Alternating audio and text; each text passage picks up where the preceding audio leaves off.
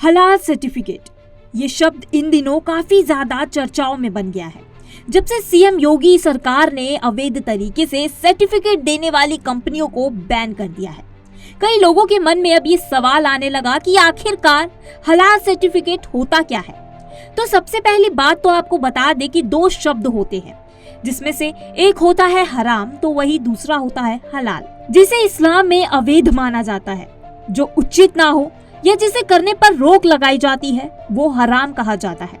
तो वही बात करें अगर हलाल की, तो ये एक अरबी शब्द है जिसमें कुछ भी करने की इजाजत दी जाती है या जो स्वीकार होता है उसे हलाल की श्रेणी में लिया जाता है। इस्लाम में इस शब्द का जिक्र केवल खाने पीने के लिए ही नहीं बल्कि जीवन जीने के तौर तरीकों में भी इस शब्द का जिक्र किया जाता है। इस्लाम जिस भी चीज की इजाजत देता है वो सभी हलाल कहे जाते हैं।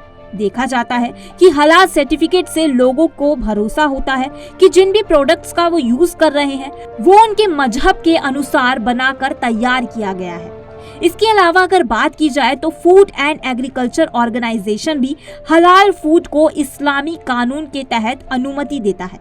जब भी ये दावा किया जाता है कि कोई प्रोडक्ट हलाल को ध्यान में रखकर बनाया गया है तो उस पर हलाल शब्द का लेबल जरूर देखा जाता है।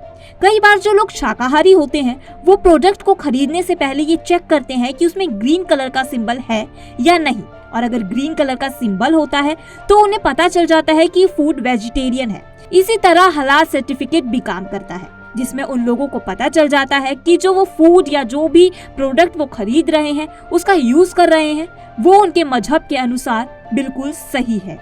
रिपोर्ट्स के मुताबिक अगर देखा जाए तो दुनिया भर में 2 अरब मुसलमान रहते हैं, जिसमें से 2 मिलियन अमेरिका में रहते हैं, और अमेरिका में बड़े पैमाने पर हलाल सर्टिफाइड प्रोडक्ट्स की बिक्री की जाती है और ये दुनिया भर में भेजे भी जाते हैं। इसकी मांग लगातार बढ़ने लगी है और साथ ही भारत में भी इसे बेचा जाता है। लेकिन अगर अब देखा जाए तो यूपी के सीएम योगी ने अवैध रूप से हलाल सर्टिफिकेट देने के कारोबार पर अब रोक लगा दी है। कहा जा रहा था कि कुछ कंपनियां अवैध रूप से इसका कारोबार चला रही थी और आतंकवादी और साथ ही देश विरोधी गतिविधियों के लिए फंडिंग कर रही थी, जिसके बाद इस मुद्दे को गंभीरता से लेते हुए सरकार ने ये कदम उठाया।